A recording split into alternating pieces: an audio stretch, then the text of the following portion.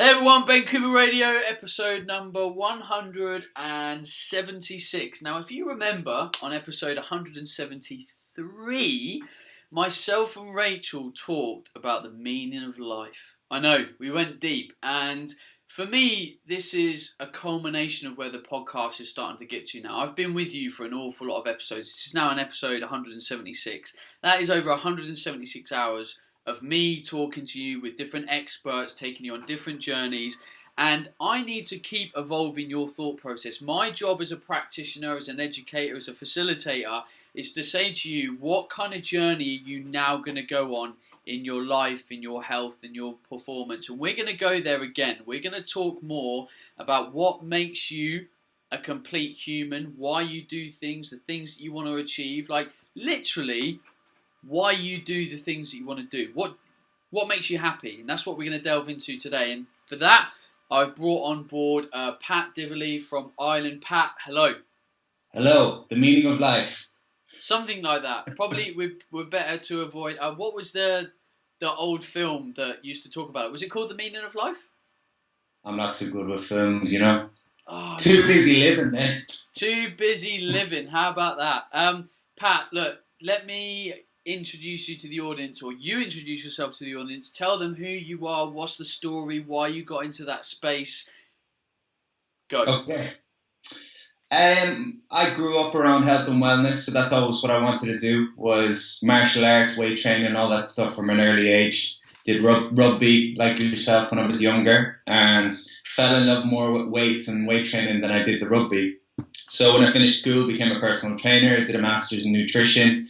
And then I came out of college at the worst of the recession, so worked in a few commercial gyms. My mouth was too big for the commercial gym, and I couldn't kind of go with the BS that I saw in there. So I went out on my own and started a personal training business at 22, 23 in Dublin. That just didn't happen for me. I didn't have a network up there, and I was very young. I didn't know how to run a business. I just wasn't ready, I think, at the time. And that culminated in me coming home on Christmas Eve 4 years ago, broke and depressed. So my dad paid my bus fare home. I came back to Galway, which is where I'm from, feeling like the biggest failure you can imagine, and confidence through the floor. I had gone to Dublin thinking I was going to be a big deal and a celebrity trainer, and I was going to, people back home were going to talk about how well I'd done. And here I was coming home. So I got back and I got work in a pizza restaurant as a waiter here. So you can imagine, all the people I'd grown up with coming into the pizza restaurant and saying, well, I thought you were up in Dublin training all the models and doing really well. And I put out this, image on social media of everything that I was doing. A rough couple of months of just feeling, again, like a failure and feeling lost and isolated. And I didn't see a light at the end of the tunnel at the time. It was kind of a dark time for me. But eventually I took on a belief that is my biggest belief in life now, is that if someone else is doing something that you want to do, it's evidence that you can do it too. So I was telling myself it's a recession, you can't make money as a trainer. But then I look online at guys like yourself, or Mark Tregelge's was a big influence for me. He's in Cardiff, and I saw Mark, what he was doing with 30 plus men's boot camp. I just dropped Mark an email. I said, look, I'm back working in a restaurant. I'd love to, give fitness a go, and you seem to be doing well. Could you give me some advice? So Mark said, give me some book recommendations. He jumped on the phone with me, even though he didn't know me at the time. And I said, right, I'll give this one more go. And I started with 5 clients on my local beach while I was in the restaurant. And the following month I had 20 clients. Within 3 months I had 100 clients. And my whole ethos and my whole sort of understanding at that point was that because I was in a low point, I saw that lots of other people maybe were in a similar position and maybe felt isolated in their work life or their home life. And I figured if I was the third place where they would go, and if I was the best part of their day every day, this thing would grow. And like I say, 100 clients within 3 months. My focus had shifted from getting people 6-packs and telling them to eat broccoli and do sit-ups and all this kind of crap to let's build a powerful community where people feel they can do things. That moved into bringing people to mud runs and adventure races. We brought 15 people to a Tough Mudder event, and then brought 100 people to a Spartan race, and then brought 540 people to another Tough Mudder, the biggest team ever, raising 165,000 for cystic fibrosis. Wow. We just saw people doing cool things, and it became less and less about fitness for me and more about community, and instilling belief is my big goal in life. Again, I came from 0 clients to 5,000 clients in 2 years. Started doing online courses. Facebook brought me in to meet Sheryl Sandberg, who's the COO. I got to tell my story at conferences for Facebook, and I'm just a normal guy that got to do a lot of cool things. I brought out 2 best-selling books, went on national television in Ireland, and it all happened very fast. But it was simply through writing down goals and staying consistent and being around good people. And I figure there's a recipe for success with weight loss, and there's a recipe for success with success. So I was looking at what are other people doing and how can I mimic it. And as a byproduct of the fitness stuff, clients were starting new jobs and starting dream businesses and going back to college. Clients in their 40s and 50s going back to college or leaving abusive relationships, and all the stuff that was happening as a result of the belief that they had in themselves at this point sort of prompted me to step away from the gym and pursue this mindset work more. I think life coaching and things like that sometimes get a negative rap, and I just want to put it across in a way that's practical, and that we say, look, there's certain things that you do that are going to help you to progress in your relationships, in your health, in your career, finances. And I'm just encouraging people. One of my taglines is be your own hero. So we spend our lives putting other people on pedestals and watching other people do what they want to do. And I figure you got one life to live, so step up and just do the things you want to do and stop living in fear. And easier said than done sometimes, but the community and I think the coaching definitely helps people. Mate, I love it. And it's fascinating because people feel almost alienated or mock the kind of self-help side of the world because they are then confronted with who they are as a person. They then have to confront themselves. I did a seminar recently for a bunch of university students, and I said, look, you guys are all young. One of the best bits of advice I can give you right now is become self-aware.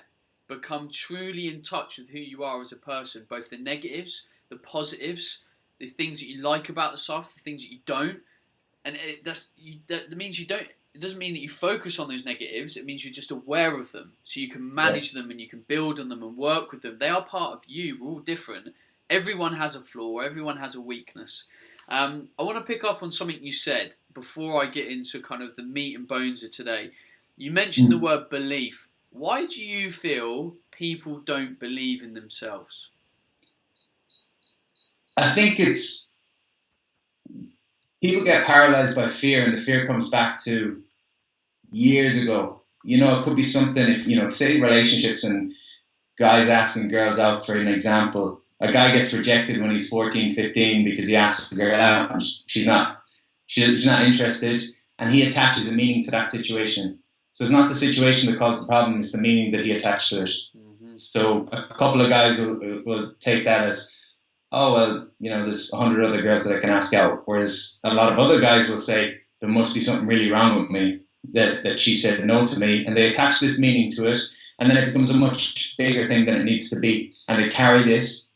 And I think the biggest thing, I always use a diving board analogy, that the longer you stand on a diving board, the harder it gets.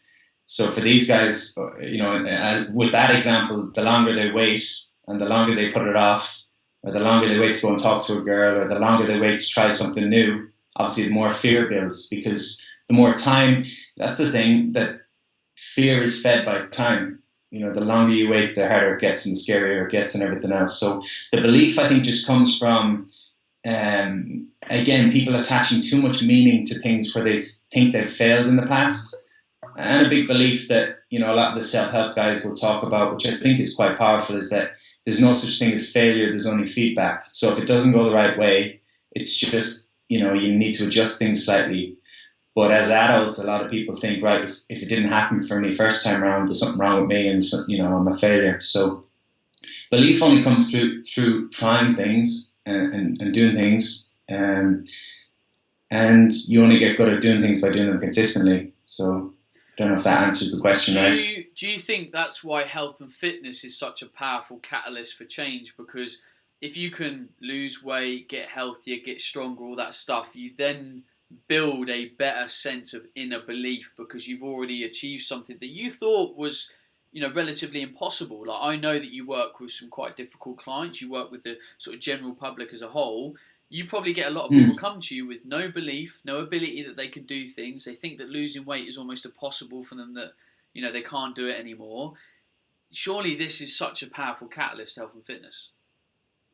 Yeah, and I talked about the adventure races and stuff that we did. That was an interesting one from the perspective of, people have their opinions about Tough Mudders and these things as to how, are they good or are they bad or whatever else. But one thing I found with those things was the community and setting a big goal like that took people out of their heads. So I said to people, hey, come and do this Tough Mudder race and we're going to raise money for a charity. And suddenly, instead of thinking, oh, well, I can't do this run, people start thinking, oh, well, this is for charity and all my friends are doing it. So they take themselves out of their head, they go and they do it, and it sets a new standard of normal. But yeah, the physical body is just showing yourself. I'm training for an Ironman at the moment and I can't really swim. So I'm just learning to swim, and it's bringing me back again empathy with the clients and understanding what they've gone through, and also understanding the sort of how good you feel when you do get in the pool and you start making progress, or when they come to a training session, they do their first push-up. It's a huge thing, and again, Jim Rohn or someone says you can't pay someone to do your push-ups. So when someone goes to the gym and they do the work, it's all about doing the work. I talk about the self-help stuff. It's not a quick fix. It's not a overnight solution. It's not none of those things. You still have to do the work, but there are strategies to fast track it. But with the physical body, you have to do the work. There's no way around it. And I think that's why people get such confidence from it. This is a theory that I was actually just contemplating on myself the other day. Do you think that challenges of life keep you young? Yeah. The reason why I say this is because there's so many, and you're talking about time and fear, right? We leave school, we train, we get a job, we work, we get a house, we do all this, and then we usually get comfortable. We cruise through our job, we have a certain amount of money, we do all this stuff.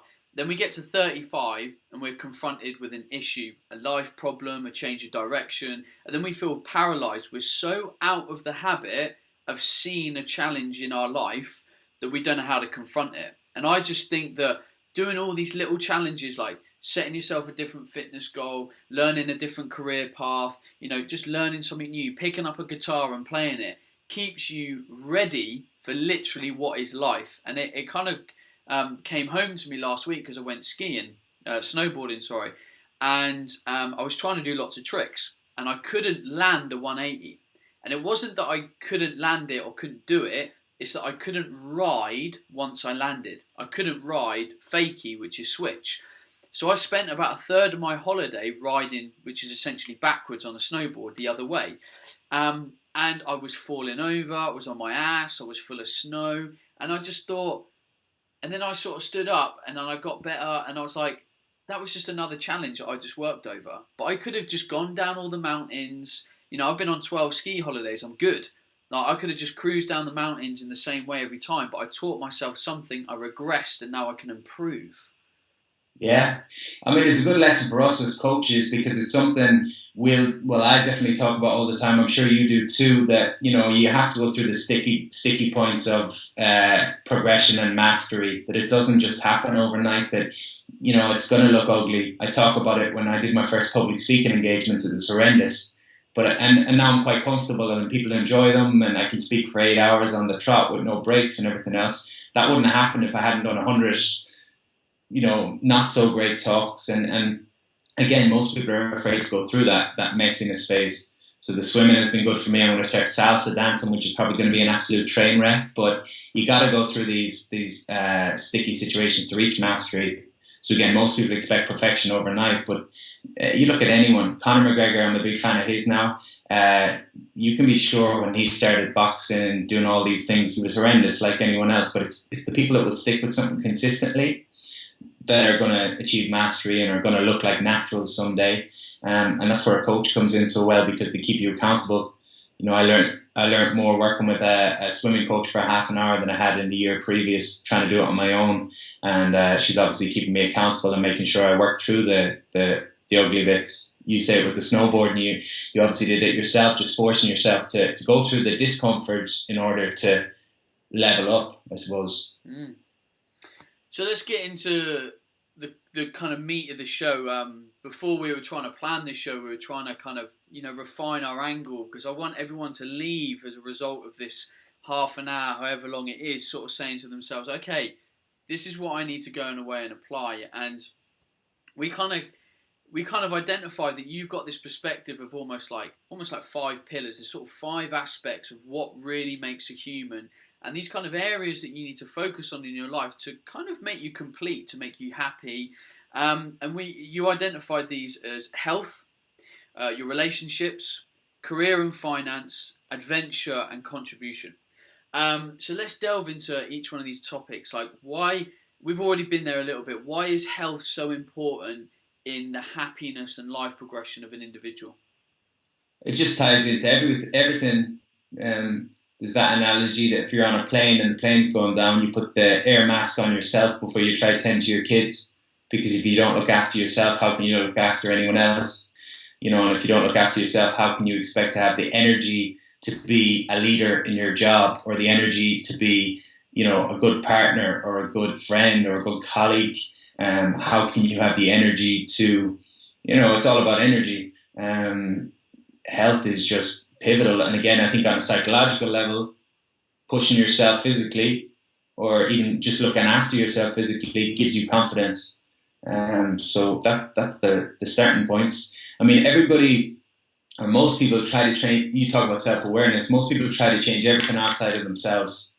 I had a guy at a seminar last week, and I was talking about relationships and stuff, and he says, "Well, the guy next to me at work is an asshole. So how do I deal with that?" And I'm like, "Okay, work on yourself and work on your approach, and he's going to change. Or you're going to think it's him that's changing, but the only thing we can change is what's going on between our ears." And obviously, we can look after our own health. So that's the starting point for me, and everything stems from there.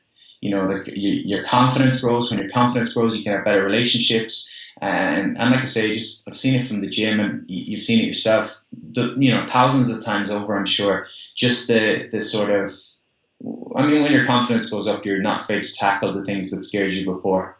So yeah, health is key. So health is quite a self-explanatory one, because this is what this show is all about. It's about health. Now this next one I'm really intrigued about, because I don't think it's really something that I've got into on the podcast before in a kind of qualified way, because I don't feel I'm qualified in a sense to speak about this.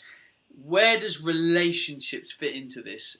And let's just not talk about relationships. We need to talk about meaningful relationships, right? There's going to be loads of people listening to this that are in a relationship, but if they were really critical about it, it's probably not 100% meaningful, both on maybe one side, maybe their side or the partner's side. And this isn't just, sexual relationships with our partners, the physical. This is the mental and the emotional, and this is the friendships around us. So start to walk me through how you teach this kind of aspect of living meaningful relationships. One of the things I look at is core values for people. I've seen different people talk about this in different ways, but it kind of comes back to your self-awareness again, that if you were to think, there's different ways of looking at this. You could say, what would you like people to say about Ben when I'm not around? And more often than not, you want people saying things like, for me it would be, okay, Pat's a family man. He's very good to his family. He'd drop everything for any of the people in his life.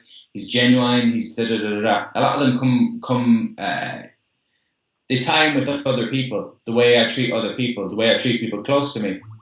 So they're my core values, the things I would like people to say about me when I'm not around, the things I would like people to say at my funeral, the things I admire in the people that I look up to. They're the core values.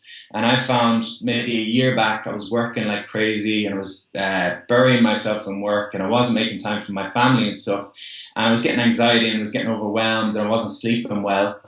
And when I came back to this, and I thought, well, I'm not in line with my core values. So the question would be, okay, what would you like people to say when you're not around? And then you got to be honest with yourself and say, is that the reality right now? Am I living that way? Because you've only yourself to look at in the mirror. So I was saying, Pat's a family man, and he's really good to his family. He sees his brothers all the time. He mentors them, and he's got great relationships.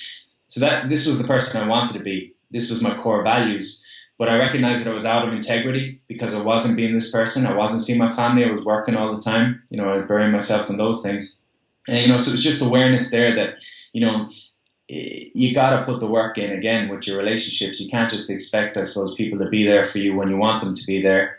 I think, like anything else, it needs to be a daily ritual that you acknowledge people that are important to you.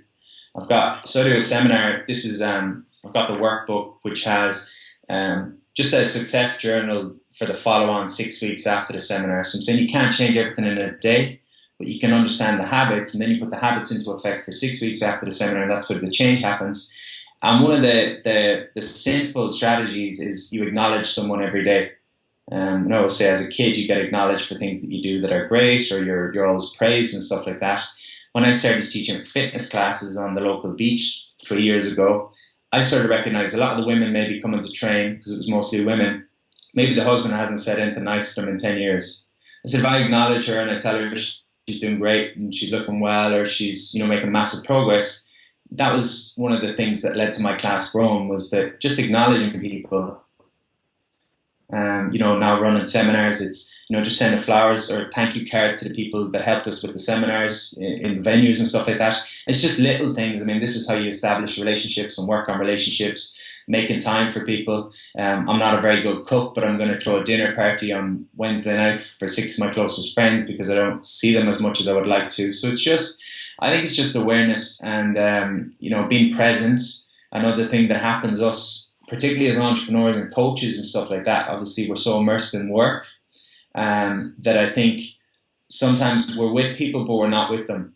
So we're sat opposite someone and we hear the words they're saying, but they're not really going into our heads. We're thinking about back in the office, or we're thinking about a million different things. So I think if you can try and make it black and white, so when I'm working, and I'm working like super focused, and the phone goes off and I just do what I need to get done. And when I'm with someone, I'm with someone. Most of us are in grey area where when we're working, we're half thinking about the person we feel bad that we haven't seen in a while. And when we're with the person, we're half thinking about we should be back in the office. So it's trying to be more present when you're with people by, that could mean switching off the phone at a certain time. You obviously see couples out in restaurants that are just tweeting and doing all sorts opposite one another. It's just, I think, setting some guidelines and some boundaries for yourself, acknowledging people more. I think it's good to write down a vision of what you want from your relationships, whether it's your family relationships or your partner, or everything starts with writing down your vision, and then it becomes real. It's like, okay, well, this is what I want. It's like if you said, I want to make a chocolate cake, then you start looking for a recipe for a chocolate cake. This is what I want for my relationships, and then you start looking for a recipe as to how you can make that happen. I don't know if that answers the question. Joe, I think that's absolutely perfect. You can talk about relationships, and it can very easily end up becoming quite fluffy, quite like unpractical, and you're sat there going, do you know what, that I know what he's saying, but I don't really know the help. And what you've just said is actually really practical. It's like anything in life. You got to write down a plan. Like if you're going to go on a fat loss goal, you're going to write down your weight to start with, the type of diet plan you're going to go on, the training plan, everything. You've got to write a recipe. Like I can see your goal board behind you doing this interview. Mine's just off to the right of me. You're creating a recipe for whatever your future is, both on a personal level, career level, spiritual level, everything. And people need to be aware of that. It has to take processes. You have to engage in the process and be self-aware about it. And you make things practical. A lot of people get bogged down in the big picture, and it's like, oh, things are so bad with my, it's like, say, a father that doesn't have a relationship with his son. Just start somewhere, send a text, go for a coffee. I always think you take the first step and then the next step kind of appears. And most people think they need to know the exact game plan for the full thing. I've got a good one for you on the self-awareness thing, assuming I can use some language. I saw this, you've probably seen it, it's like a meme on Facebook that says, unfuckwithable. To know yourself to the point that nothing anyone says to you can affect you or harm you, and you're so at peace with yourself that nothing you say to me is going to bother me. You're bulletproof because you've done so much work on yourself and you know what you're trying to do in life and everything else. So I saw this thing, unfuckwithable, and I was running a retreat. And again, it was a real mixture of people, kind of middle-aged guys and girls, small business owners, and we're doing this 3-day retreat. And I announced on the first day, I'm like, my intention this weekend is by the end of the weekend, you're all going to be unfuckable. And they're just like looking at me. I'm like, oh shit, I mean, unfuckwittable. So the whole weekend. And then at Christmas, I get like unfuckwittable mugs and billboards, and I just got all these presents from the guys. It became the running joke in the retreat. But I like that idea that the more work on yourself, you're bulletproof to the extent that you know yourself.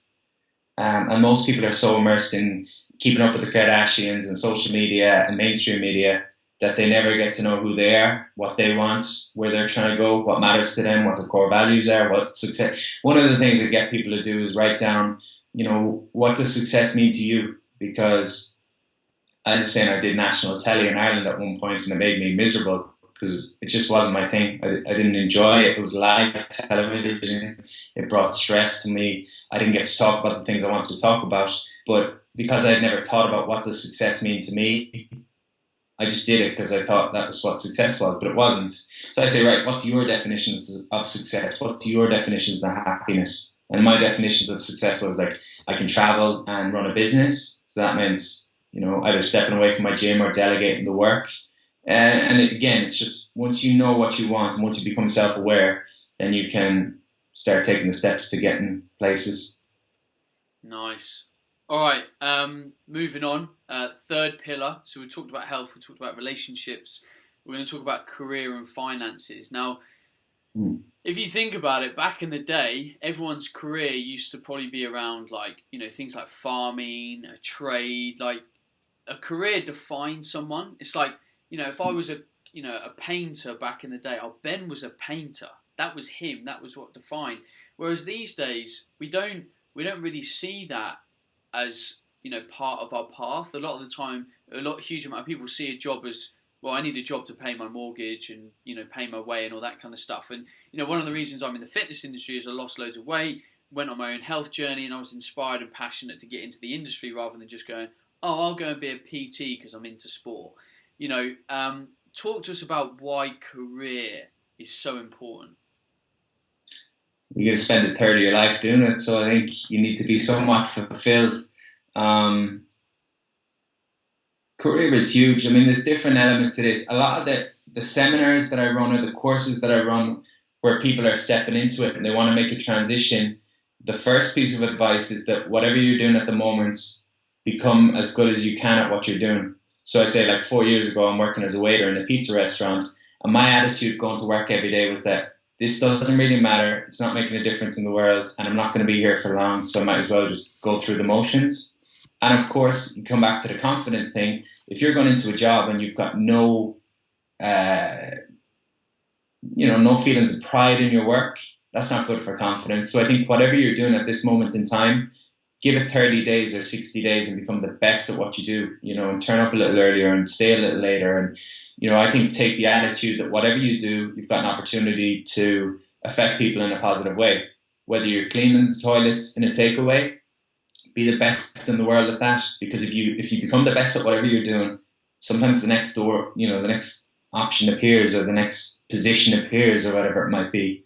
My biggest, I suppose, belief with career is that the more people you help and the better you are at helping them, the more money you're going to make. So, you change your attitude from,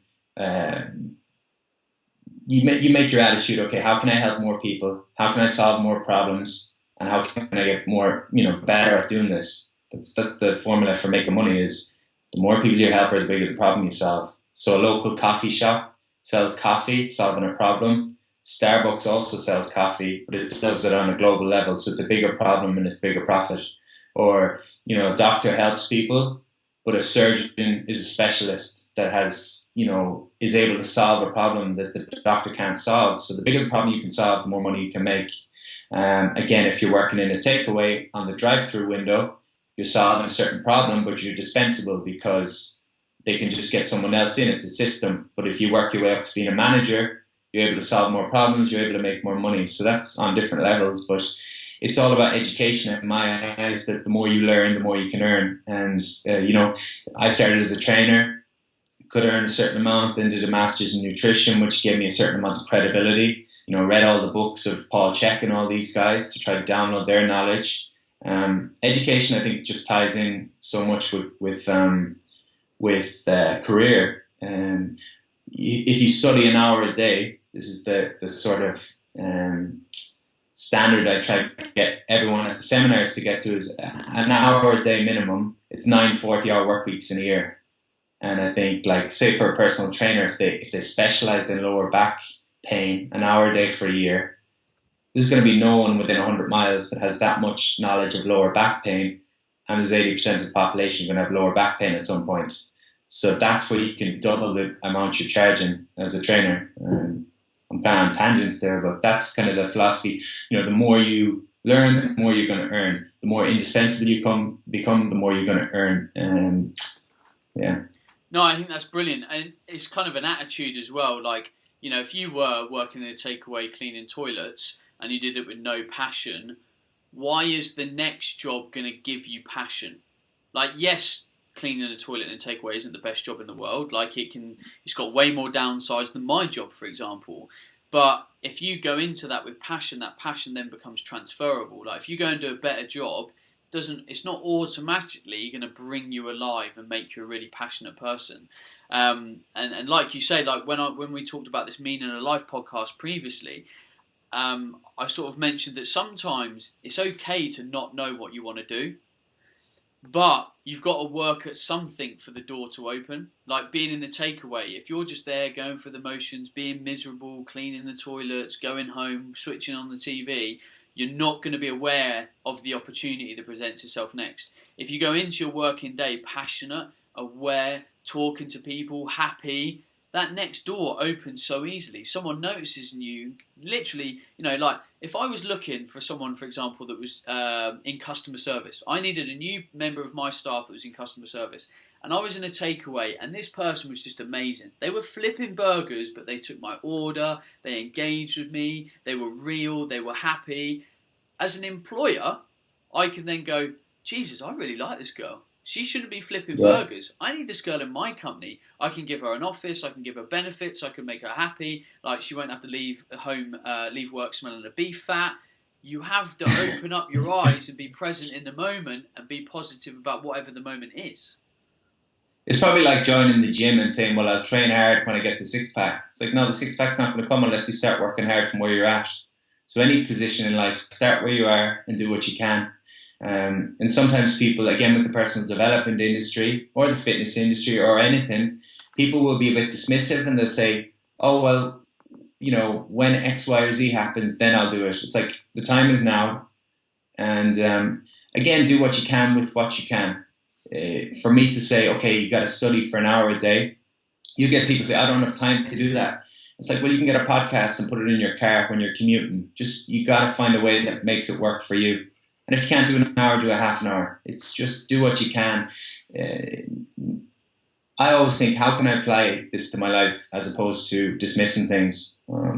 That comes for health, that comes for everything, you know?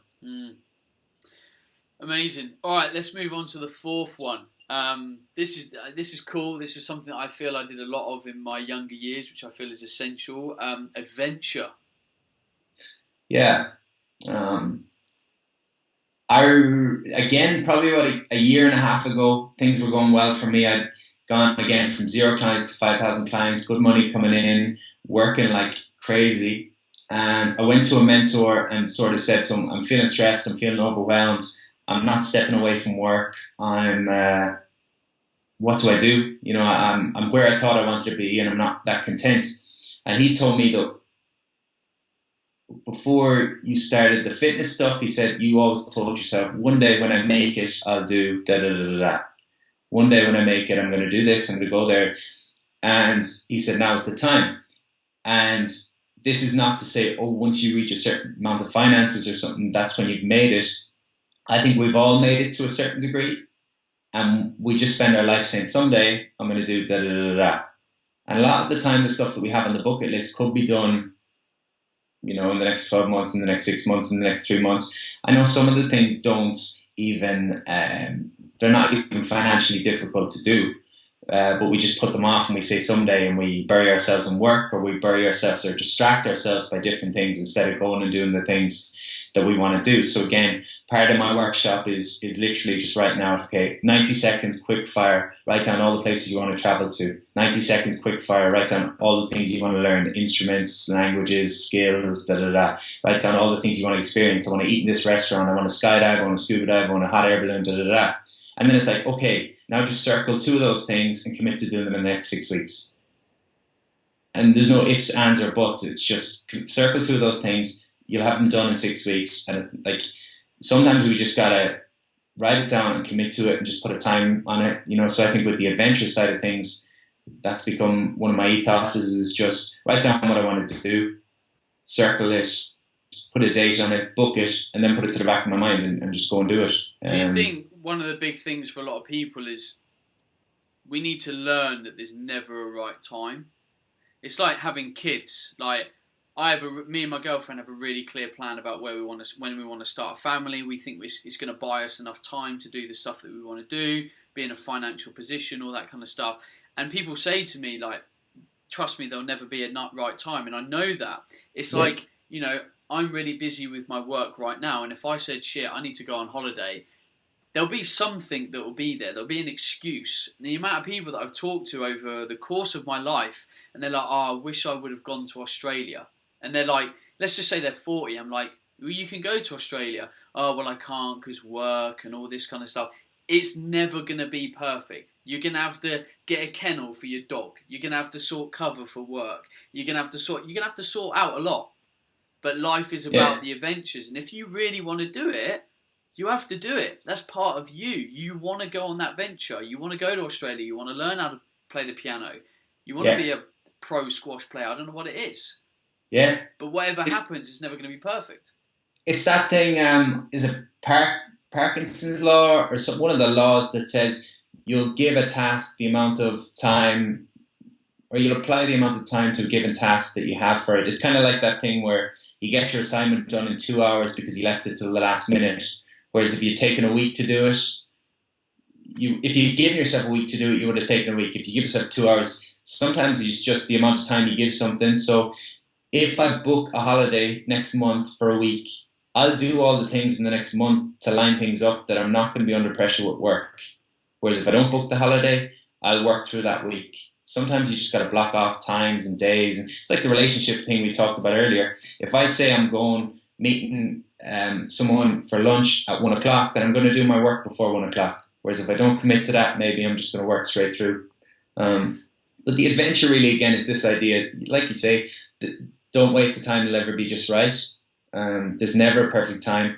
Commit to things. And again, be your own hero. The things that you want to do, now is the time. And you can spend your life thinking about all the reasons it won't work, or you can just book it and make it work. It's as simple as that sometimes, and people want to complicate it. But if everyone listening to this thing now said, okay, I always wanted to eat in this restaurant, so I'm just going to book a table now and I'm going to go there. Or I want to do Spanish lessons. Just buy a CD and put the Spanish in the car. It's so easy. It's just awareness. Okay, what do I want to do? And what am I going to do to make it happen? Because again, it's great to write things down, but until you take action on something, it's not real. So again, the workshop is we write down all the things we want to do. And then I tell people by midnight tonight, you have to have done something toward your health, toward your relationship, toward your career, towards your adventure, and towards your contribution. So nice. It becomes real when you take action. Just book it. Worst case scenario, they've got to back out and say, okay, I can't commit to it this time. But that's not going to happen. Mate, I love that. I want to come to one of your seminars already. Let's make people accountable right now. I did a podcast a while ago with a guy called George Bryan, and we did this thing that we wanted to know 5 things that people were grateful for right now, and they contacted us. They tagged me and George both in on Twitter, and we said, I'm grateful for X, Y, and Z, and I'm going to do this. And it was really good. We've got loads of engagement. So let's make people accountable right now as a result of this episode. You tell them exactly what you want them to do and where you want them to post it, and let's get people to make some accountability for themselves. Yeah, let's tag myself and Ben with one thing you're going to take action on based off of this podcast in the adventure area. So somewhere you're going to go, something you're going to experience, or something you're going to start to learn. So it can be anything, again, so what did you dream about doing when you were a kid? What's the places you've always wanted to go? What's the thing you keep putting off? What's the experience you want to share with your kids? Whatever it is. So just tag myself and Ben. This is what I'm going to do, and this is the action I've taken toward making it a reality. So again, we can all say, oh, well, I'm going to go to Paris at some point. It's like, no, just book your flight to Paris, even if it's 6 months down the line, and then it makes it real. And I'm going to add to that you've got to put a photo attached to it. Because I want to see it, and you need to see it. Yeah. You've got to visualise this stuff. You can't just write, I'm going to learn the piano. Put a picture of a piano there. You've got to say, because it helps conjure emotion. Hashtag be your own hero. And then, we think visually. So, I mean, that's why the vision board thing is in the background here for me, and you've got one, I'm sure, too. It's just, you think of a purple cow and you start to paint a picture in your head. So it's good to get the pictures up too. There you go. Right. So there you have it. You got to tag me and Pat in on Twitter, Instagram, Facebook, wherever you want to do it. You choose your platform, tag us in, tell us what you're going to do, the action that you've taken, and a picture. There it is. And now we're going to move into the last little bit, which is contribution. So contribution is your kind of fifth part of the pillar to say, this is going to help you be happy in life. Yeah, it's been the biggest learning for me over the last couple of years. When I was working in the restaurants, trying to figure out my next plan, I actually applied to go back to college and do physiotherapy in the UK, like a fast track 2-year course. If you had a master's in nutrition, I think you could do physio in 2 years in, I can't remember where it was, somewhere outside of Newcastle. But anyway, I got accepted, which was kind of my light at the end of the tunnel when I was in this dark place. And then the course fell through. The NHS weren't funding this course anymore. So I was kind of thinking, geez, I'm back to square one. And my dad at that point said to me, you're too in your own head. You're too, of course, you're going to be miserable. You're stressed and you're thinking about yourself all the time and how bad things are for you. And he said, if you give back in some way, it's going to take you out of your head, and it's going to start something positive happening. So my dad's thing was, regardless of your current position in life, you're in a position to help other people in some way. So I'm working in the restaurant. I set up a Facebook page and I said, if anyone wants a free training plan, because that was my area of expertise, even though I'm a waiter at the time, if anyone wants a free training plan, just shoot me a message. I'll do one up for you. I'll do your nutrition plans and everything else. And 6 weeks later, one of the guys I'd given a plan to sent me before and after picture. I didn't prompt him to do it. He just sent it on. I shared that on my social media, which was just Facebook at the time. It got a couple of hundred likes, and then people came to my page, and then I said I'm giving away a free liver detox protocol, and it got 9,000 downloads out of the blue. And this whole contribution thing of just giving back in some way, there's a reciprocity rule that whatever you put out into the universe comes back to you. And some people might dismiss that stuff as airy-fairy, but I've just seen it time and time again. And like I say, with the charity work we've done, we've raised $250,000 as a small gym in the last 6 months, just through bringing teams to different events and stuff like that. And it's just an amazing way of bringing people together. And as a business owner, doing the charity work has brought the right people to me. It's brought charitable people who are nice to be around and are cool, because you don't get assholes coming in for these charity events. You get nice people. But the contribution thing, I suppose it's just been the most fulfilling thing for me. I've earned good money the last couple of years, and I've had the chance to travel and do lots of cool things. I've done the books and I've done all this stuff, but the most rewarding thing has been, just sharing different things and helping different people and getting nice messages from people saying I was in a dark place and I read your story and it helped. Or, just people being appreciative that you write back to their emails and stuff. Just any way you can contribute. And sort of my belief is that a lot of people will look at Richard Branson or someone like that does contribution work, and they'll say, well, it's okay for him because he's in this position. And my belief is that he probably always did some form of charity work, because you don't reach a certain point and then become charitable or become genuine or you're that person first, and then everything else comes after. So I tell people that regardless of your position, like my dad taught me, regardless of your current position, you're in a position to help other people, whether it's helping your local community, helping someone online, helping someone in work, whatever it is. And it's the most fulfilling thing. And just help and don't expect anything in return. And if you get anything in return, it's a bonus. But Don't downplay yourself. Everyone's got unique talents, unique gifts, unique opportunities to share. And I genuinely believe you get more from that than anything. And I wouldn't have thought that again, like back 5-6 years ago. I've changed so much in that regard from learning. And when I lived in Dublin, I trained all the models up there. I would train the models for free. And I would say, would you get me in the press? I thought, if they get me in the media, I'll make a name for myself. So I was all about train the models, try to be cool, try to go to cool clubs and all this kind of stuff. And it's flipped on its head completely now. It's like, train normal Joes and Janes and make them feel great about themselves and bring great people together and give back to charity where I can and make people feel amazing. That's all it is now. And go to crappy clubs with my best friends that I grew up with. And but the contribution thing is just, regardless of your current position, you can help other people. And Zig Ziglar said, if you help enough people get what they want, you'll have everything that you want. And that's been what's happened to me the last couple of years. So. Nice. Love that.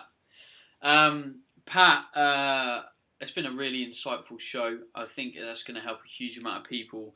I hope people hold themselves accountable for what is about to come for them, because, man, I've done 176 episodes now. Like, there's all the information people need to make a change in their life right now. It's just, it's a question of applying the tactics, being patient, being aware, being honest. All these factors we've talked about, the ball is in people's courts. All we can really do is be a facilitator of change. We can't directly help you change or be that change. You have to be it yourself. Pat, I'd love to be able to. I'd love for other people, to be able to find your work. What's the best place for people to find you? Social media, websites, that kind of stuff. Let us know. Yeah, I'm working on a new website at the minute. PatDivillyFitness.com is the website. It's not too up to date, but any of the social media platforms, Pat Divilly on Facebook, Twitter. Should we spell that for people?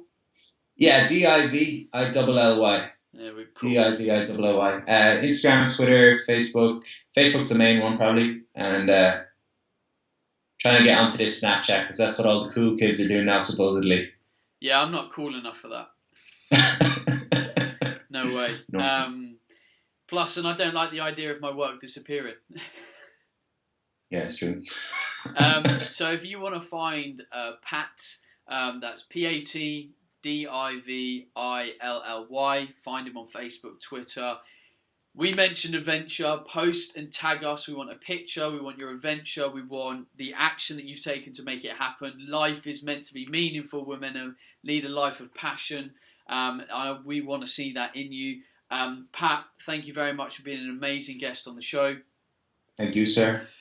For everyone that's listening, please go away and apply this information. I will be back on the show with next week with Rachel, and then we will have a more practical show as I talk to Eric Helms, and then we've got Brad Schoenfield coming up on the show as well.